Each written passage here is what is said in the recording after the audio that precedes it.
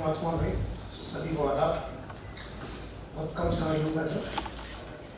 पहली कविता का शीर्षक है ढोलक बजाती एक लड़की। ढोलक की आवाज़ और तुम्हारी याद अक्सर साथ साथ आती है। ढोलक की आवाज़ और तुम्हारी याद अक्सर साथ साथ आती है, और जब भी आती है मेरे धड़कनों की गति अनायास बढ़ जाती है। आज भी बढ़ रही है, बिल्कुल वैसे ही जैसे बढ़ी थी पहली बार तुम्हारे ढोलक के पहले थाप में। तुम्हारे कंठ से निकले वो मधुर गीत मेरी ध्वनियों में अब भी किसी ऑक्सीजन की तरह बह रहे हैं। तुम्हारी मुस्कान बिल्कुल किसी गौरैया के बच्चे जैसी मासूम थी।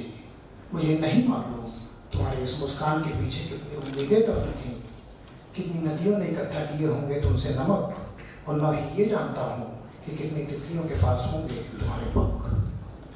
मैं तो इस बात से भी अनभिज्ञ हूँ कि कौन थी तुम, कहाँ से आई थी, क्या था तुम्हारा नाम, लेकिन तुम्हारे आंखों में चमकते हुए चांद की चमक मेरे जहन में आज भी जिंदा है, बिल्कुल वैसे ही जैसे रहता है आसमान किसी गिलहरी की आंखों में।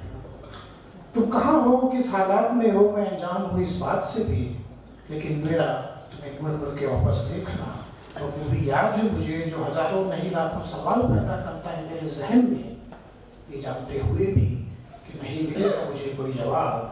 मैं इंटीरिया की दीवारों से पूछना चाहता हूँ तुम्हारे हक की रोटी के बारे में।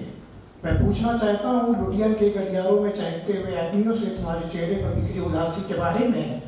मैं चाहता हूँ पूछना उस सात आसमान के मालिक से, क्या है उसके पास तुम्हारे भविष्य के लिए कोई योजना।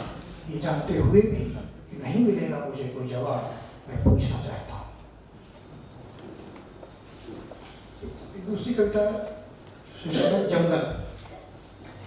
मैं जब भी जंगल की ओर देखता हूँ मुझे एक घर दिखता है, एक ऐसा घर जहाँ मुझे छोड़ सब दिखते हैं, माँ पिता दादा दादी और श्रृंखलाबद्ध पहाड़ों के बीच अपना रास्ता तलाशती केदार जी की नदी भी।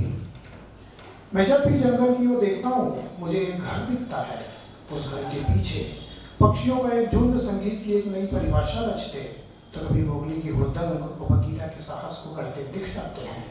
मैं जब भी जंगल की ओर देखता हूँ मुझे देवदार दिखते हैं।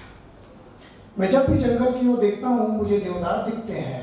देवदार की टहनियों पर महाश्वेता के पात्र अपने संवादों का रिहर्सल करते, तो कभी जल जंगल जमीन की वकालत करते दिख जाते हैं।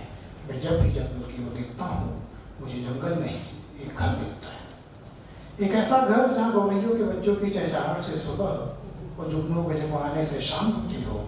अपनी अखबार में दुनिया को समेटने वालों सुनो, मैं तुमसे कहना चाहता हूँ, एक नज़र जंगल पे डालो। तुम कौन हो, कहाँ से आए हो, इसको पहचानो। जंगल का जंगल बने रहना, तुम्हारा और तुम्हारी उम्मीदों का बने रहना है, तुम्हारे भविष्य का बने रहना है।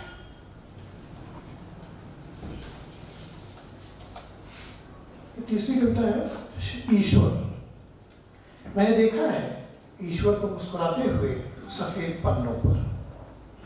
मैंने देखा है ईश्वर को मुस्कुराते हुए सफेद पन्नों पर। यूं तो ईश्वर काले पन्नों पर भी मुस्कुरा सकता है, लाल और हरे पन्नों पर भी। ईश्वर का मुस्कुराना हम और आप नहीं, खुद ईश्वर तय करता है।